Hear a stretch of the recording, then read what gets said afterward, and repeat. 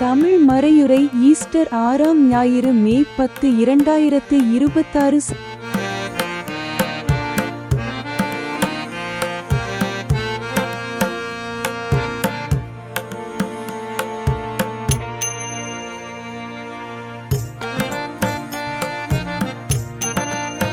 சத்தியத்தின் ஆவி.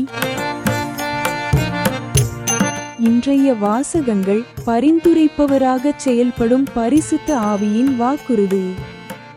அன்பின் மூலம் இயேசுவின் கட்டளைகளை கடைப்பிடிப்பதற்கான அழைப்பு மற்றும் நாம் ஒருபோதும் அனாதைகளாக விடப்படுவதில்லை என்ற உறுதி ஆகியவற்றை மையமாக கொண்டுள்ளன. அப்போஸ்தலர் நடபடிகளில் பிலிப்பு ஒரு சமாரிய பட்டணத்தில் கிறிஸ்துவை பிரசங்கிக்கிறார். அப்பதவியினர் அவரை வரவேற்று இறைவார்த்தையை ஏற்றுக்கொள்கின்றனர். புதிதாக மனந்திரும்பியவர்கள் பேதுரு மற்றும் யோவானின் ஜெபம் மற்றும் கரம் வைப்பதன் மூலம் தூய ஆவியை பெறுகிறார்கள். இது தொடக்ககால திருச்சபையின் பணியையும் உறுதிப்படுத்தல் அருட்சாதனத்தையும் விளக்குகிறது. சங்கீதம் 65. பூமி முழுவதும் தேவனுடைய மகிமையை பாடும்படி அவரை மகிழ்ச்சியுடன் கூப்பிடுகிறது.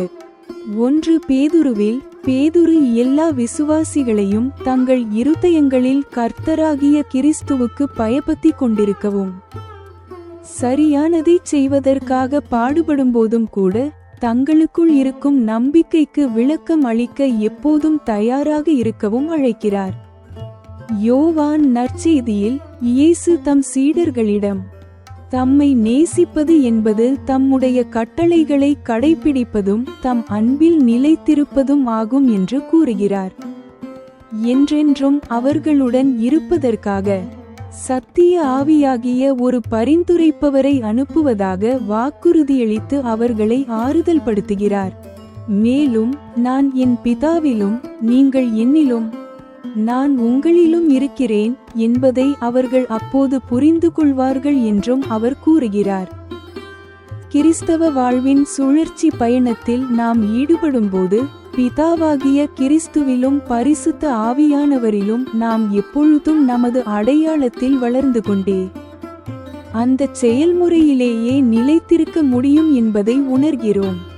ஒவ்வொரு முறையும் நாம் ஒரு ஜெபத்தையோ அல்லது செயலையோ தொடங்கும் போது பிதா, குமாரன், பரிசுத்த ஆவியானவர் பெயரால் என்று அறியாமலேயே துணிச்சலுடன் பிரகடனம் செய்கிறோம்.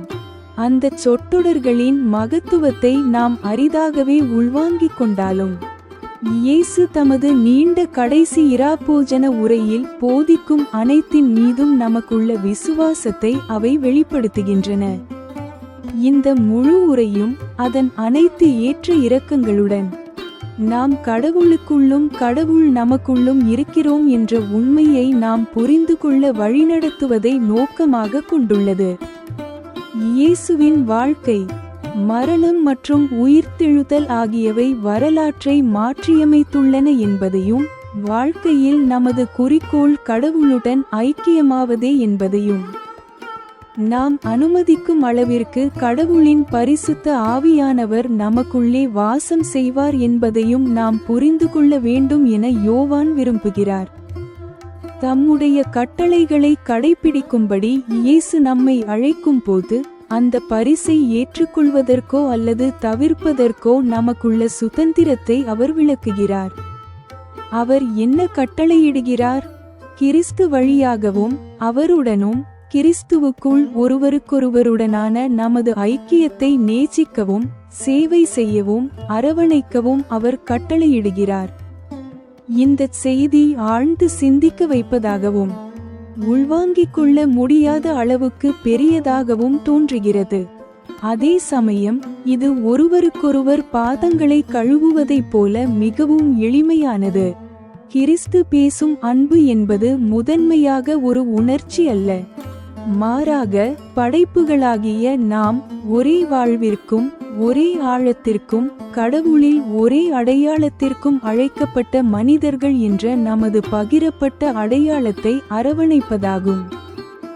இந்த அன்பை முழுமையாக வாழ்ந்து காட்டுவதை நோக்கி நகர்வது நாம் அனைவரும் ஒன்று சேர்ந்து யார் என்பதையும் நம்மால் எங்கு செல்ல முடியும் என்பதையும் புரிந்து கொள்ள நம்மை வழிநடத்தும் சத்திய ஆவியின் உதவியால் மட்டுமே சாத்தியமாகும்.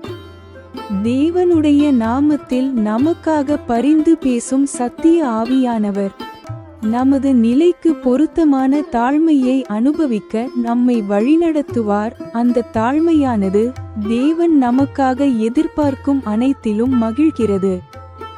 மேலும் கிறிஸ்துவின் அன்பின் பணிக்குள் நம்மை இன்னும் ஆழமாக ஈர்க்கிறது. நாம் ஜெபிப்போம். பரலோகத்தில் இருக்கும் எங்கள் பிதாவாகிய தேவனே, கிறிஸ்துவை உறுதியோடும் தாழ்மையோடும் பின்பற்றவும், சத்தியத்தை சாந்தத்துடன் பேசவும், மற்றவர்களுக்கு அன்புடன் சேவை செய்யவும் எங்களை பலப்படுத்தும். நாங்கள் விசுவாசத்தில் ஒன்றுபட்டு உமது ஆவியிலிருந்து வரும் மகிழ்ச்சியால் நிரப்பப்பட்டு எங்களுக்குள் இருக்கும் நம்பிக்கையை பகிர்ந்து கொள்ள எப்போதும் தயாராக இருக்க கடவோமாக. பரிசுத்த ஆவியின் ஐக்கியத்தில் ஒரே தேவனாக என்றென்றும் உம்முடன் வாழ்ந்து ஆளுகை செய்யும் உமது குமாரனாகிய இயேசு கிறிஸ்துவின் வழியாக இதை நாங்கள் கேட்கிறோம். ஆமென். அல்லேலூயா.